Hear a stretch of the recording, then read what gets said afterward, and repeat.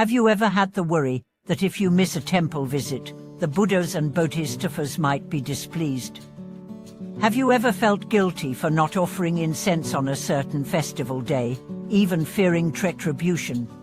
Is this truly a matter of religious devotion, or perhaps a misunderstanding rooted in attachment? Welcome back to our channel. In today's video, we are going to explore a crucial blind spot that many practitioners of Buddhism often fall into. Is our spiritual practice really about pleasing the Buddhas and Bodhisattvas, or is it truly about our own liberation? This video will explore two major questions. First, why the Buddhas and Bodhisattvas don't need us to worship them in the way we often think, and second, how to shift our perspective from performing rituals out of fear or obligation to embracing a practice that truly frees us from suffering and leads us to enlightenment. For many people, religious rituals, especially those involving offerings and prayers, become more about following a set of rules rather than cultivating genuine connection and inner peace. We've all heard stories of devout practitioners who spend every festival or holy day at the temple, ensuring that they make the right offerings, light the correct incense, and recite the proper prayers. However, for some, these rituals can become burdensome rather than liberating. For instance, one devotee once spent every lunar 1st and 15th day going to the temple to offer incense and perform rituals, not out of a sense of devotion, but out of fear. He constantly asked himself, if I don't perform these rituals, will something bad happen to me? He found himself in a vicious cycle of offering not out of joy, but out of anxiety that he might not receive blessings. Eventually, his frustration grew, and he turned to an experienced monk for advice. "Master," he asked, "why do I still face troubles despite my efforts in worshipping?" The master replied with a profound question: are you offering to make the Buddhas happy, or are you seeking your own liberation? This question is striking because it reveals a common pitfall in spiritual practice, the mistaken belief that performing rituals, whether they are prayers or offerings, is meant to please the Buddhas or Bodhisattvas. In truth, this is a misunderstanding of the nature of the Buddha's teachings. The Buddha, who embodies infinite wisdom and compassion, does not need our offerings to maintain his divinity or grace. The Buddhist state is one of perfect fulfillment. He does not have preferences, and he is not concerned with material offerings. If the Buddha were truly concerned with whether we offer incense or not, he would not be a Buddha, he would merely be another deity bound by attachments and desires. The Buddha's mind is without discrimination, and his compassion is boundless, unaffected by our actions. So, what does the Buddha truly hope for from us?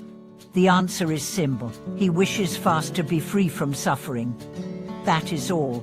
The Buddha's greatest wish is that we cease to be entangled in greed, anger and ignorance, that we find light in the darkness of suffering, and that we awaken from the delusion of self-centeredness.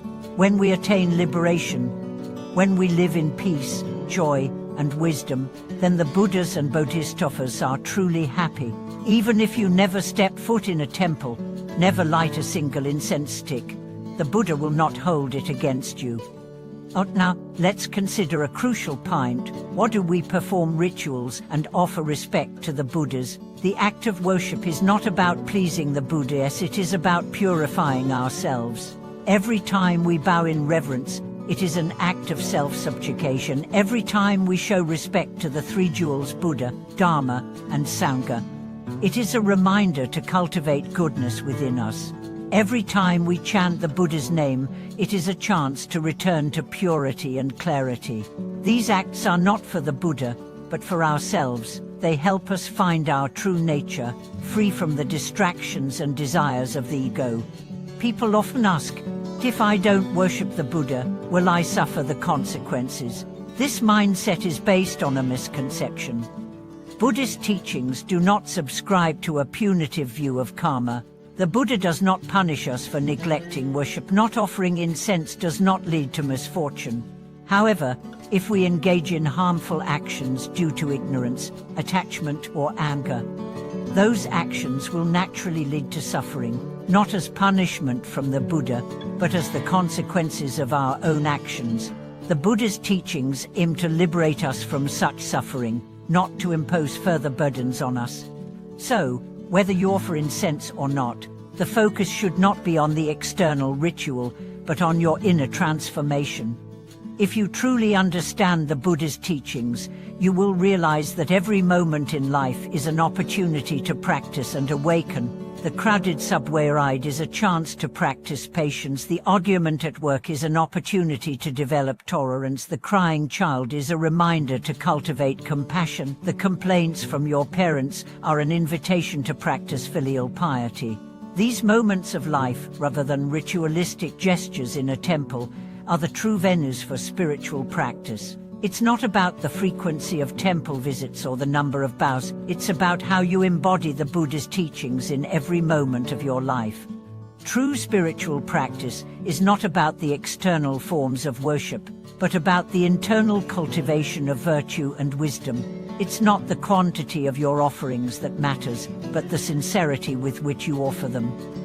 The Buddha's true hope is that you become a person who embodies kindness, wisdom, and freedom, whether or not you ever visit a temple or perform any rituals. The Buddha is not concerned with the outer forms. He cares about the transformation of your heart.